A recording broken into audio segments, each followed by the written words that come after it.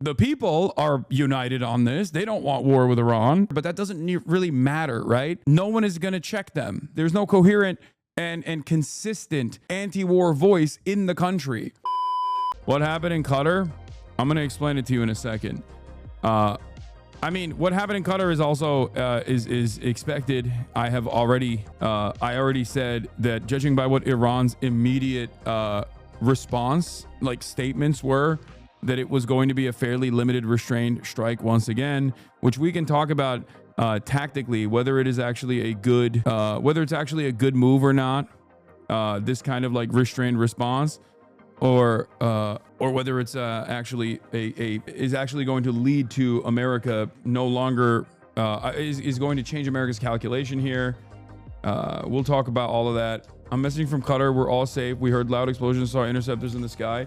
I know it's really f***ed up because all this Middle East stuff, all this like back and forth, all this tit for tat. I got Israeli chatters that are under under the bombs. I mean, they obviously, luckily, have a lot of them have shelters and but I got Iranian chatters that don't have shelters. Iranian chatters that don't have shelters, and now my Oilers, my Qatari Oilers, you know, not the Oilers, dude. All right, let's get started. So obviously there was after the United States entered the war, right, by bombing Israel, there was an inevitability that Iran was going to retaliate, most likely back at Israel, but also the United States of America. This is legally within the rights of Iran to do. It was illegal for the United States of America. No. Iran bombed Israel, but Iran was slated to also turn around and bomb U.S. bases in the region after the United States violated Iranian sovereignty once again. Whole ass, completely separate nation, for the record. We don't get to just bomb other countries. Not only do we just not get to bomb other countries, I said America bombed Israel, sorry. When the U.S. bombed Iran, the 3 Iranian nuclear sites, that was done to create to provoke some kind of retaliation against the United States. There's 40,000 troops in the region. There's aircraft carriers in the region. There's numerous bases. Obviously, U.S. CENTCOM was being run out of Qatar. 10,000 troops positioned there. There's troops in Bahrain. There's troops in Syria, like 1,000, I think, or so. There are troops in Iraq.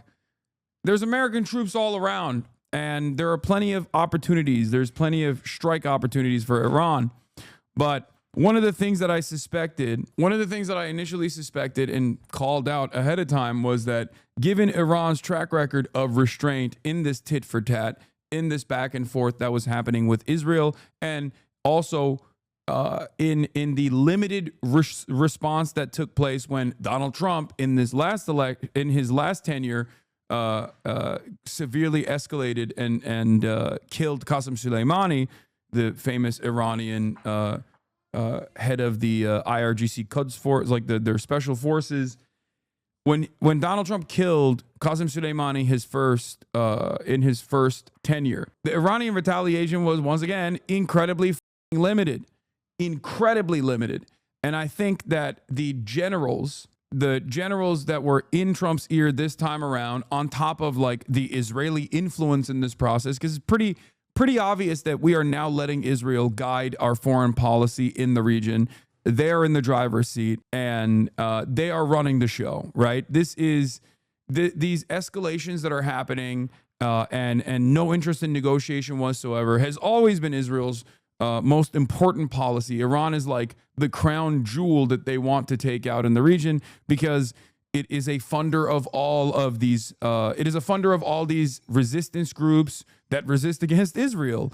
It goes against their ambition of doing this Greater Israel project, which is an exterminationist project. It's unfolding in Gaza right now, and it's happened in southern Lebanon in the past. And of course, for this reason, Iran being a sovereign nation state and being able to create like logistical supply chains in the entire region was a major issue for Israel's ambitions of developing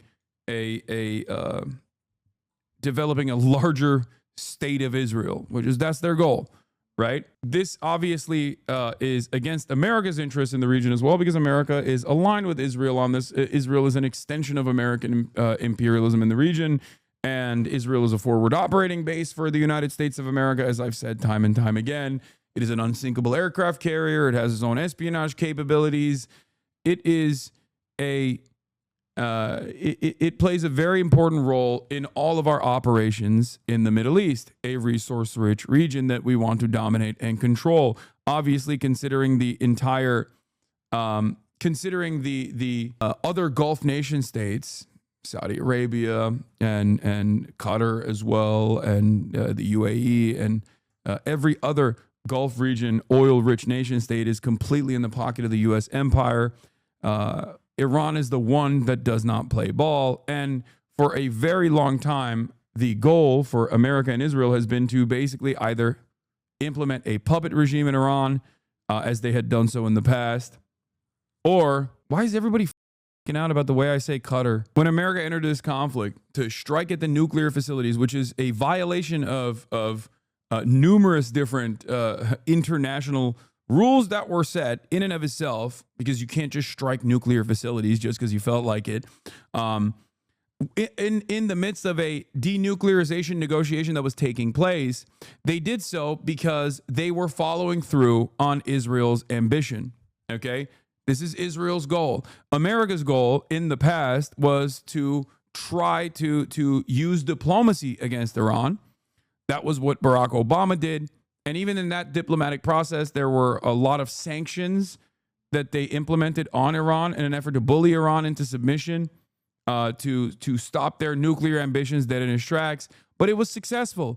It gives me no pleasure to report on this, considering that I'm not a big fan of Barack Obama. But Barack Obama's JCPOA agreement was actually a profoundly successful denuclearization agreement. Having said that, however, obviously Donald Trump, the first time when he became president, immediately geared by the hundreds of millions of dollars that he had gotten from the Adelsons, at the time it was Sheldon Adelson, and his close relationship with Benjamin Netanyahu, very quickly turned around and cast aside that denuclearization agreement. Iran still followed the denuclearization agreement, regardless of the fact that Donald Trump had actually cast it aside. And then Donald Trump added additional sanctions to the state of Iran, at which point they started nuclear proliferation again, because the real goal was never to stop the Iranian, the Islamic Republic from getting nukes. The real goal always has been regime change. The casus belli for regime change and the military action necessary to, in their minds, create either regime change or a failed state in Iran was by claiming that they had nukes, WMDs. A lot of Americans who are old enough remember the WMD memes from the Iraq War. They lied about Iraq having weapons of mass destruction, and they used that as a reason for why they had to go to war with Iraq. Now, of course, this came in the aftermath of 2 years of unlimited propaganda post 9/11. It was immediately after 9/11, so obviously people were a lot more invested into going to war, as opposed to doing this in 2025. In the ashes of the war on terror, where everybody understands that America lied to go to war with Iraq, and it was a major L for America in general, and it caused so much instability in the region and had tremendous impact, and it's deeply unpopular, so unpopular that Donald Trump literally ran against the Iraq war in 2016 against Hillary Clinton for supporting the Iraq war and won. It's not working. The same meta is not really working unless you already have tremendous amounts of motivated reasoning to believe that Iran does have nukes and we have to blow them up. And there are some people who believe that, but clearly, judging by the latest YouGov poll that came out that I posted, 85% of the country does not want to go to war with Iran. 85% of the country. And the support for going to war with Iran is at like 5%. So what's spectacular about everything that has unfolded in this past week has been that, one, Israel is very clearly guiding the Middle Eastern policy at this point. Just they are in charge. They are holding the wheel, and we are doing everything for Israel. Okay, that's number one. Number two, there is no appetite for this And it's so crazy to me because there's no appetite for it and they're not even trying. They're not even trying to develop consent for it. They're basically saying, no, this is what it means. America first, baby. Iranians close to me say that the U.S. left the Obama agreement because Iran didn't let inspectors to all the facilities. No, that's not true. That's not true. Iran was completely in cooperation. How do you know that Iran complied with the JCPOA post-American withdrawal? Because Iran kept cooperating with international authorities, including the International Atomic Agency, the Atomic Energy Agency. So that's the reason why they knew that they were cooperating. The International Atomic Energy Agency is supposed to be this independent body. 70% of their resources goes to Iran. They only are there to monitor Iran, okay? Having said that, however, they might actually leave the NPT now, for the record. And it seems to me like the Iranian Parliament's National Security Commission has approved the bill on the suspension with the cooperation with the International Atomic Energy Agency. Because of course they're going to do that. Why wouldn't they do that? Why wouldn't they build nukes now? You cannot stop nuclear proliferation by striking a country's nuclear bases that were designed to be deep underground specifically to avoid exactly what is happening right now. If you wanted to actually get Iran to play ball and not have nuclear proliferation, you had to basically do what Barack Obama did. That was the only successful method. They have scientists. Iran is an incredibly well-educated country, contrary to what dumbass Americans think. What are you supposed to do? Kill every single scientist in the country? Is that what you're going to do? I mean, if we're up to Israel, that is what they would do. After the United States bombed the nuclear facilities, Iran only retaliated against Israel the first night and last night as well. And then today, they finally struck against American assets in the region. Let's take a look. Joining us, we are looking at video from just moments ago of an Iranian missile attack on a U.S. airbase in Qatar. The Qataris have said they've intercepted that attack, but we are, of course, waiting to see and hear of any damage there. This is the largest U.S. airbase in all of the Middle East and has played a critical role in so many different conflicts, including Iraq, Afghanistan, strikes on Syria, and so forth. We are now, again, waiting to see the extent of the damage there, if any, but Qatar has said that they have managed to intercept a lot of that attack, if not all of it. And this could still play a critical role in the region. I want to go back to Colonel Steve Ganyard, who's walking us through a little bit about how this attack was intercepted and the protections at play. Actually, let's go to Rachel Scott, who's been following the reaction from the White House. Now, Rachel, we know the president is in the Situation Room now meeting with top leaders. Given this attack was intercepted, if there isn't a lot or any damage for that matter to the base, how much pressure is on President Trump to respond, or could he let this go?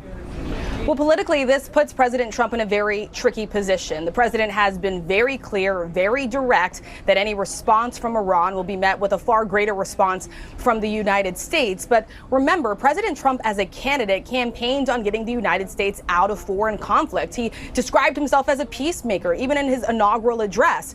And so you have had this split in the Republican Party. And the president, over the last several days, I was told, was getting a series of phone calls from Republicans on Capitol Hill on different ends of the spectrum about whether the United States should get involved. Some, like Senator Lindsey Graham, urging the president for direct U.S. involvement. Others cautioning the president against it, saying that the United States needs to take a step back here and can support Israel as an ally and a friend, but doesn't need to be directly involved. We know the president's calculus on this started to change. Sources tell me that U.S. officials started to realize that Iran maybe wasn't serious about coming to the table for these nuclear talk discussions. I was also told in the last several days by sources that there was this urgent last-minute attempt to try to get Iranian officials and also U.S. officials in one room, and that President Erdogan of Turkey was trying to broker this meeting, speaking with the president directly at the G7 summit. We know that the president then ended his trip to the G7 summit in Canada abruptly. He traveled right back here to the White House, and every day...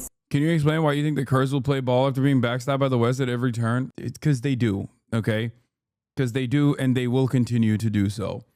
That's it. Since then, he has been meeting with his national security team and his advisors, going over any potential threats to the United States and also the next movements here. But again, the president was very clear about this. In addition to not only warning Iran not to retaliate against the United States, we also heard from the president on social media just yesterday talking about the possibility of regime change. The president saying that it's not politically correct to use that term, but he went on to say that if the Iran supreme leader cannot make Iran great again, why not consider regime change? I had a chance to speak to the White House press secretary earlier today, and I asked her, what did the president exactly mean by that? Is he calling for the United States to get involved to accomplish that? Is he calling for Israel to get involved to accomplish that? Or is he talking about the Iranians? And she was very clear with me that the president was speaking about the Iranian people, saying that it's up to them to decide if they want to rise up to tackle that regime if they don't come to the table for diplomacy. Diane.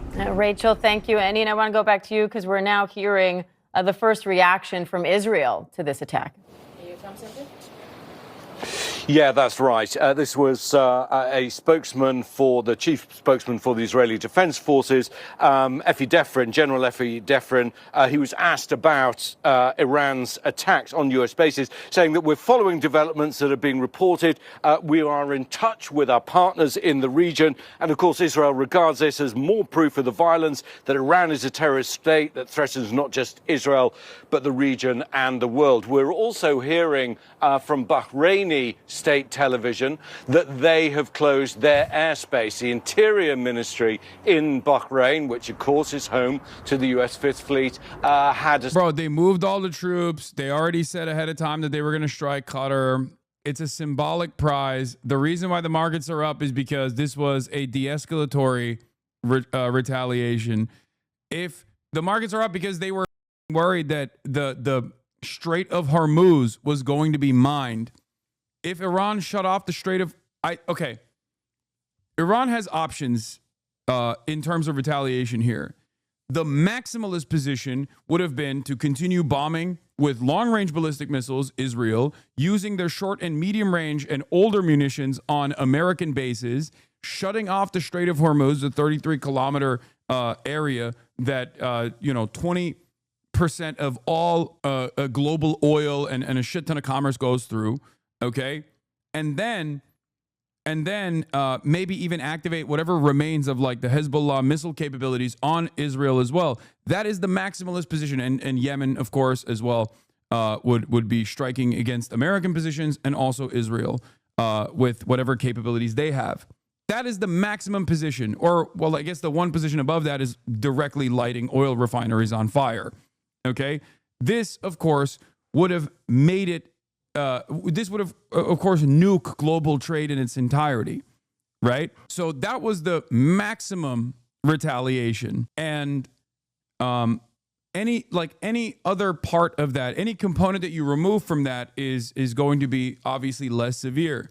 This right here, what they did was basically the most limited version where you save face. It's like a save face counterattack. Because you have to do something because you're a nation state. You're a proud nation state. You're a nation state that has an interest in like defending your own national sovereignty. You have to retaliate. Okay. And the retaliation was largely symbolic. The retaliation was largely symbolic. It's not a real deterrence at all, considering that Israel has refused to back down from the largely symbolic retaliations that Iran has engaged in so far. And America obviously is the top dog in the region. And I said that they were most likely going to eat it. They were going to tank the damage. They were going to say the facilities were not that damaged. There's not a state of disrepair. You only gave us a little bruise. It's fine. And we will continue to try and retaliate through legal options that we have, with the hopes that they can get away, and America will actually come back to the bargaining table and negotiate, and maybe even leave Iran alone. I don't think that's going to happen. I don't think that this is in America's plan. I think this is certainly not in Israel's plan. Israel's made that clear. So I do think this is most likely a mistake, but we shall see. As I suspected, the generals who were in Trump's ear about how this at most would resemble the post-Soleimani assassination retaliation may have been correct, significantly limited, even if the target is a higher price symbolically. 3 Iranian officials familiar with the plans said that Iran gave advance notice to Qatari officials that attacks were coming as a way to minimize casualties. The officials said Iran symbolically needed to strike back at the U.S., but at the same time carry it out in a way that allowed all sides an exit ramp. They described it as similar strategy to 2020 when Iran gave Iraq heads up before firing ballistic missiles at an American base in Iraq following the assassination of its top general. Iran also said, according to the Associated Press, that the missile barrage on Qatar was the same number of bombs used by the U.S. on its nuclear sites, signaling a likely desire to de-escalate. The problem here is this is not in Israel's plan. Israel very clearly does not want de-escalation. Israel very clearly does not want the Iranian state to exist. All you are doing at this stage is basically telling the powers in the region that they can do whatever the they want to you as they're doing it to you. Okay, they can do whatever they want to you, and you're never actually going to make them recalculate this decision. Israel has time and time again proven to every country that is paying attention in its neighborhood, in its backyard, that the only way that Israel stands down is if they are forced to stand down, if the cost is too much. Lebanon is the best example of this, of course. Israel invades Lebanon, Hezbollah pushes them back, too many troops die, too many Israeli occupying force, diaper force troops die, they have to recalculate, they have to inevitably pull out, okay?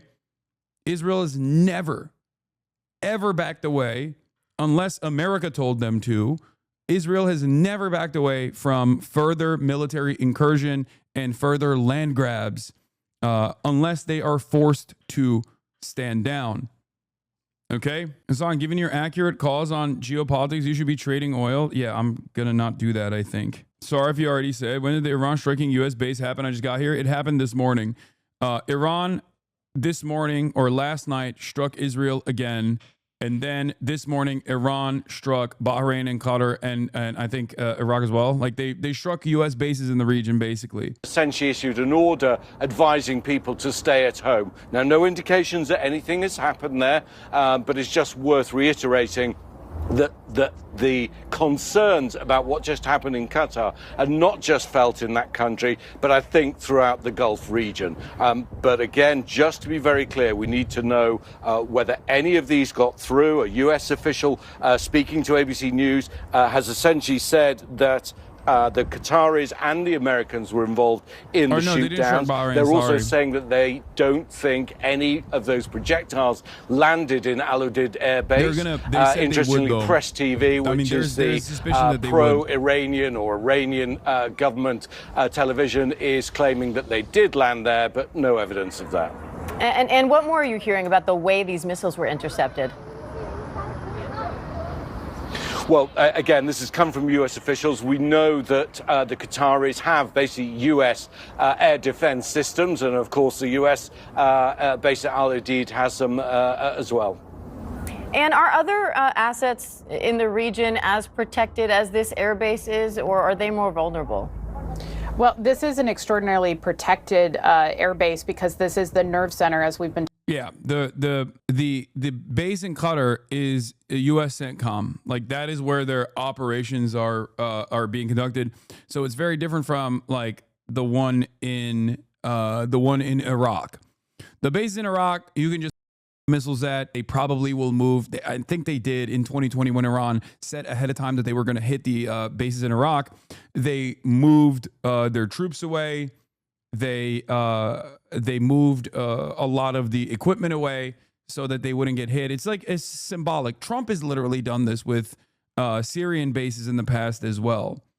Okay? You said Israel does not want this current situation to de-escalate, but you also say they only respond to force. Wouldn't a limited strike such as this only embolden them instead of significantly damaging retaliation? Yes. Do you think Qatar will respond? No, they will not. What? If anything, when Israel struck the joint collaborative natural gas fields that Iran and Qatar have together, that was something worthy of significant retaliation to Israel, not to Iran. No. So no, they're not going to. I don't think they're going to respond to Iran. This is not about Qatar anyway. This is about America.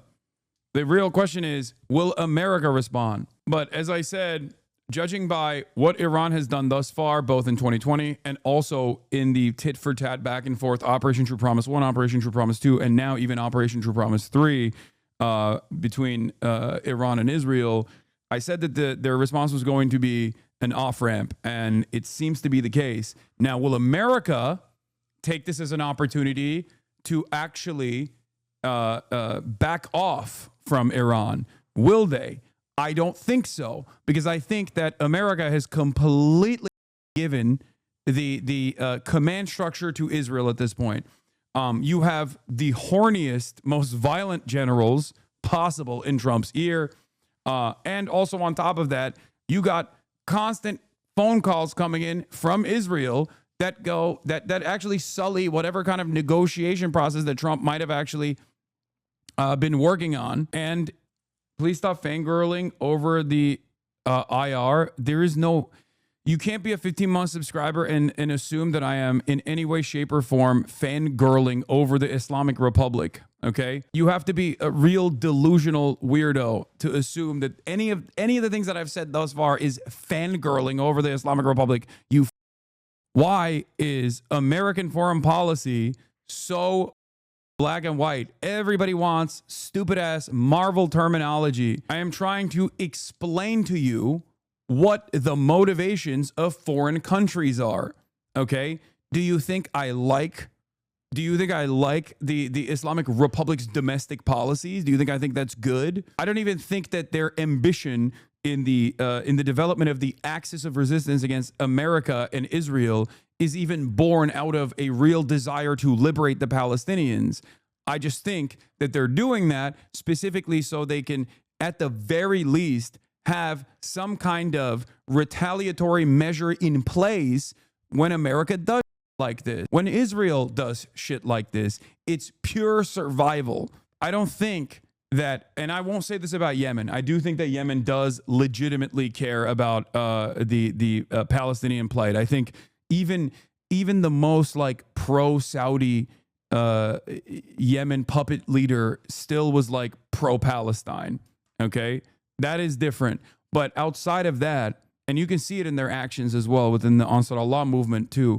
But outside of that, like there is no real emancipatory ambition here for Iran with respect to the Palestinians either. They're just doing this because this is how state politics are played out in the region. Does not mean that I'm in defense. I'm saying like all of my loyalties are with the Islamic Republic. I think you're wrong. Israel and the U.S. wouldn't need to do shit like this if Iran did not support Palestinian emancipation. No, Iran's support for Palestinian emancipation is also strategic. Please understand. Palestinians are the indigenous population there. It is the easiest way to strike devastating blows at the Zionist enterprise. There is already a built-in nationalist emancipatory movement there. All you need to do is somehow get them weapons and training, and then they will constantly be an ever-present threat to whatever kind of ambitions Israel might have in the region. I don't get it. It seems like Trump is lying. Iran is lying. First of all, every state lies. Every state lies. There is not a single state that is honest. What are you talking about? You have to look at what they're... I am not like a Mersheimer style international relations analyst that looks at this from realpolitik terms, okay? But that is a better assessment than the way that that is still a better assessment than the way Americans approach this, which is good-bad dynamics, weirdly enough. It's just completely made up. Oh, our guys are good, our enemies are bad, we have to do everything we can and do evil, actually, and it's totally warranted and perfectly acceptable to do all this evil to our enemies because they are bad. In any case, Iran's Khamenei says, we didn't aggress anyone and we will not accept any aggression from anyone under any circumstances. Not that it's all too meaningful. Let's continue with talking this report. about for U.S. Central Command. So we know that the attacks on the Iranian nuclear facilities, the flights would have been coordinated out of this base. So it's a very, very critical base. And of course, they don't speak to the security of other bases, but you can guess that this one is probably better protected than others. And that does raise concerns for other spots throughout the region. And we are just hearing, Diane, that there have not been any impacts with this attack in Qatar. We are hearing that they are not tracking casualties at this time. So certainly, I think many people are breathing a sigh of relief because the hope is that this will be contained and will not escalate further. But again, as everybody likes to say, the enemy does have a vote in that. And we don't, we have to wait and see how the Iranians calculate all of this, Diane. And Rachel, of course, their lives at stake. There's national security at stake. There's also money at stake here, particularly when it comes to oil and gas prices. How concerned is the White House about that? Well, it's something that the White House is obviously keeping in mind and folding into their calculus as they're evaluating this ongoing situation and also tensions in the Middle East. But of course, the primary focus from the president and the administration is keeping American lives safe. And so the fact that the target here was our troops, our air base, that could possibly prompt a very sharp response from the president if he decides to move forward. And after warning consistently and repeatedly against retaliation, it does put the ball now in the court of the United States to decide how forceful they want to respond, also possibly knowing that Iran could respond again. And this is the type for tit for tat that many Republican lawmakers and even some Democrats warned the president against. Yes, while the president has been adamant that he does not want to see Iran have any nuclear program or nuclear weapon, at the same time, there was that campaign promise that he was going to be the mediator, that he was going to be the peacemaker as well. And of course, Diane, I will tell you, all of this comes amid ongoing questions about just how much damage the United States was actually able to do to Iran's nuclear facilities. We heard from the president saying that they were totally and completely obliterated. Yeah, the other thing that I talked about earlier is that there is very limited success to how much damage that they've actually been able to put on the facilities themselves, especially considering that Iran had already, prior to the strike, a week prior to the strike, had already talked about how they had moved their enriched uranium, which is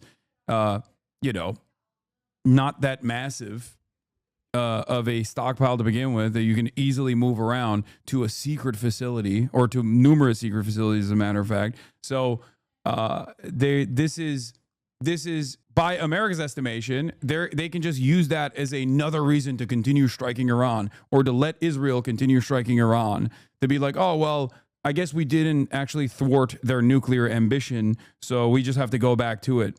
Because the ultimate goal, once again, is not the nukes. Iran does not have nukes. The ultimate goal here is to destabilize Iran. It's regime change. That's precisely the reason why they went from, oh, we don't want to do regime change. Our war is not with the Iranians. It's just with the nuclear program to make Iran great again. That's what Trump said yesterday. He's moving rapidly through the talking points, seemingly with no real interest of maintaining any kind of consistency whatsoever. They don't care.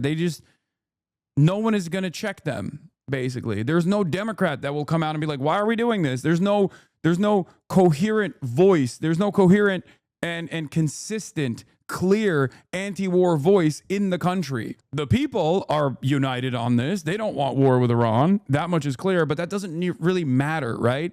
It doesn't really matter because there's no real democratic process on this, especially when it comes to foreign policy. You got Marjorie Taylor Greene, which is shocking, I will admit. You have Bernie Sanders.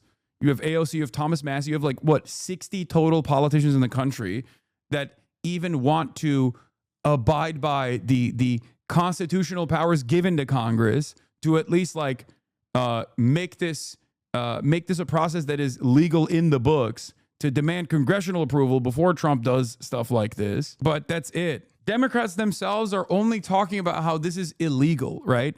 They're talking about the legality of it and not necessarily talking about the anti-war framework either. For most of the Democrats, they're like, why didn't we get congressional approval? Why are you not letting us in on this? Why were Chuck Schumer and Hakeem Jeffries basically talking about how, there is good cause. There is good cause to do this, but why won't they? Why won't they actually There is good cause to bomb Iran, but why won't you do it the legal way? Not all Dems are only talking about the illegal aspect, but if you oppose the war itself, it's fine to also point that it's illegal. Yeah, no, I agree. One of the things I wanted to talk about also was the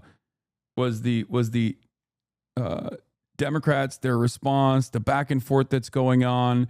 It's very frustrating because I see a lot of stuff like this. I said last night, while I believe Kamala would also bomb Iran, this isn't about winning an argument. It's not about moral superiority. I don't know.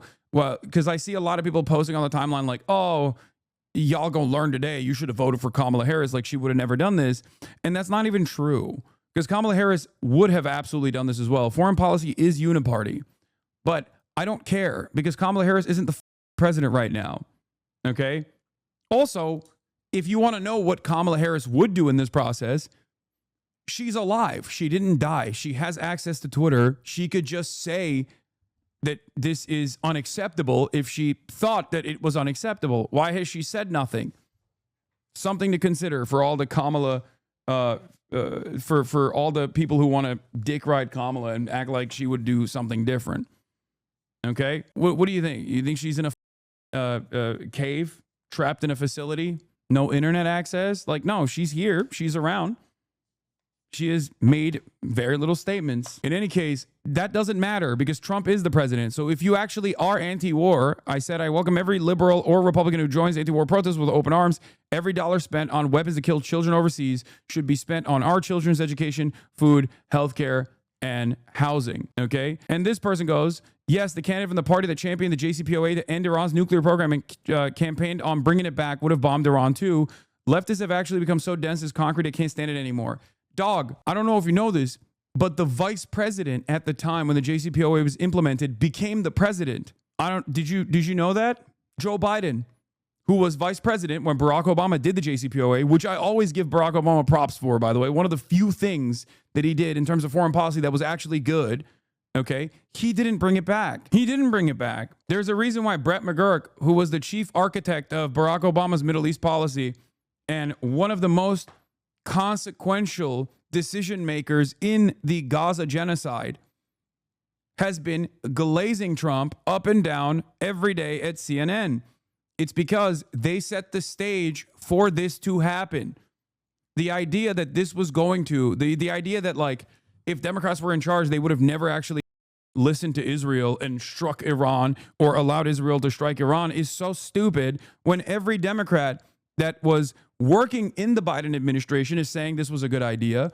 And all of the establishment Democrats are basically only complaining that they were not informed on this, even though they keep saying that the cause, the reason for attacking Iran is actually just manufacturing consent for going to war with Iran. These guys are just trying to do propaganda for a party that is actively communicating the opposite thing that they believe should be the case. I don't understand it. I don't know where this comes from. Like, I think this is a silly way to approach the subject because I think you're like a little embarrassed.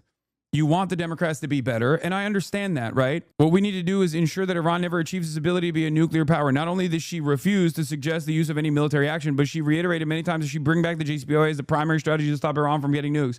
It doesn't matter because Biden didn't do that.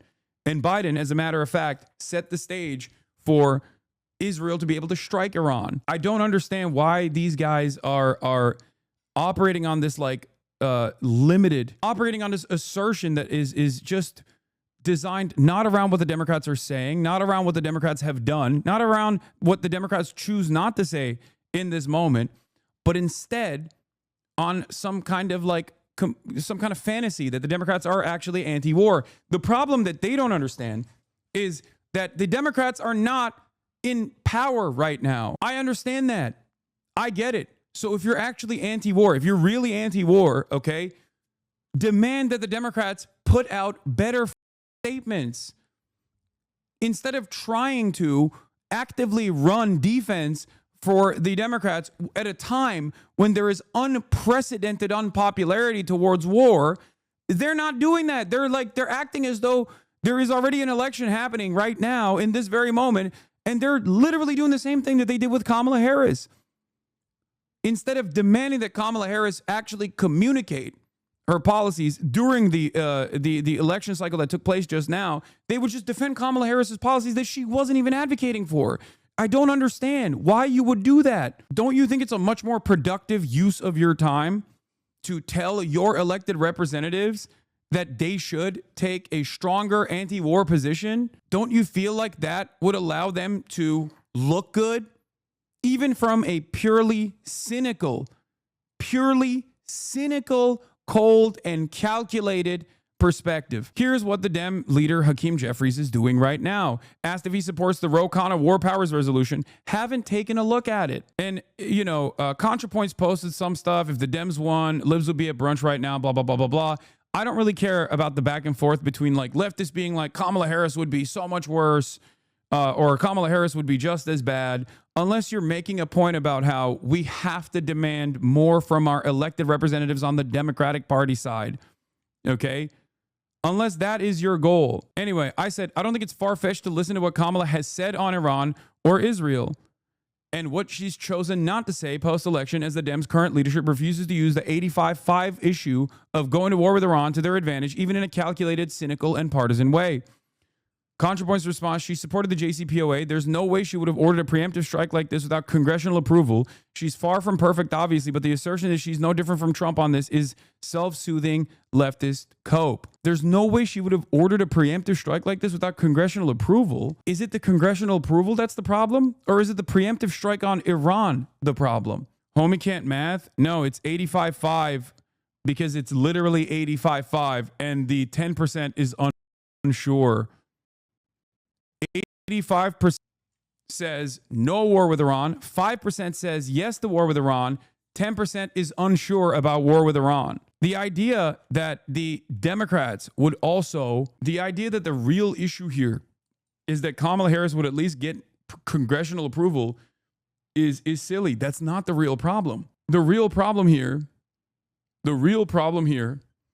is that we're striking Iran at all. Qatar is talking about a response. And there were no here on Al Jazeera. Or casualties. The escalation will continue in the region will only result in threatening the peace and stability, not only in this region, but in the whole world. As a result, all parties have no choice, and all the countries of the region has no choice but to go back to the peaceful means, to go back to the negotiation table, and also to go back to looking for peace for all our nations.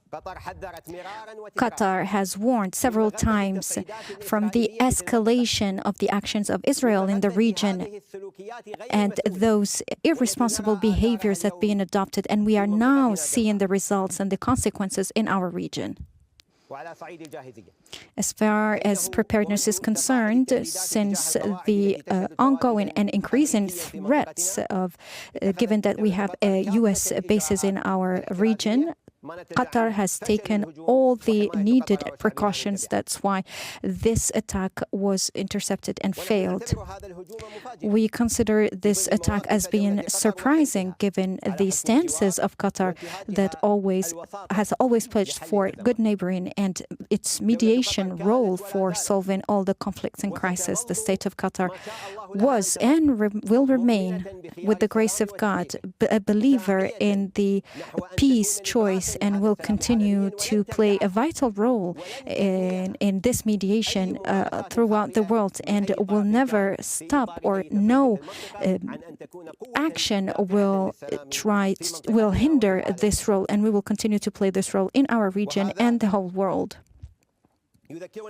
This reminds us to thank the stances and reactions of all the sisterly countries and regional countries that supported the state of Qatar within the framework of this attack. And we thank them for this reaction and for their stance, given what Qatar has been subjected to. We would like to reassure our citizens and residents that the situation in Qatar is back to normal, and life is going back to normal as we speak, without any threat to mention after that we were able to intercept this attack. A series of measures will be announced soon by the colleagues who are with me today, but I would like to affirm and confirm that the Ministry Trump of has Education responded. and in the interest. All right, here. Trump has responded. Iran has officially responded to our obliteration of their nuclear facilities with a very weak response, which we expected and have very effectively countered. There have been 14 missiles fired, 13 were knocked down, and 1 was set free because it was headed in a non-threatening direction. I am pleased to report that no Americans were harmed and hardly any damage was done. Most importantly, they've gotten it all out of their system, and there will hopefully be no further hate. I want to thank Iran for giving us early notice, which made it possible for no lives to be lost and nobody to be injured. Perhaps Iran can now proceed to peace and harmony in the region, and I will enthusiastically encourage Israel to do the same. Thank you for your attention to this matter. Donald J. Trump, President of the United States of America. We got a 10-year-old doing foreign policy. Yes. I mean, he has the brain of a 10-year-old, and it seems like Donald Trump is also eating it. I don't think Israel will like this, though. I think what Israel will continue to do is probably escalate the intensity of his strikes in Iran that provokes more of a response. We shall see what happens. I think Iran striking Israel first after the nuclear facilities were bombed by America instead of immediately bombing America was a smarter option. But yeah, it seems, at least judging by what Trump says, even though Trump is so unstable in the way that he communicates and obviously doesn't shy away from lying over and over again, it seems like Trump is taking the off-ramp. He's basically, making fun of Iran in the process, but it seems like maybe the American involvement won't go beyond this point. I don't know. But in any case, unless Trump tells Israel to stand down, this is obviously going to continue because Israel's goal here is to turn Iran into a failed state. I don't think it's because Trump saw the poll numbers, chatters. Foreign policy is not dictated by the democratic process, the democratic forces in this country. And yes, right on time. Israel says it will increase the pace of bombing in Iran in order to persuade Iran to end a war that Israel started against Iran. According to Khan News, Israel's Channel 11, military correspondent Itai Blumenthal reports that the Israeli defense establishment has set a goal to end the war against Iran by the end of the week. A senior Israeli security source reportedly told him, in the coming days, Israeli attacks will be as intense as possible to set the tone and force of Iran to stop. There you go. I don't think a lot of people are recognizing how much damage Iran is doing to the Israeli security, the notion of like permanent security in Israel.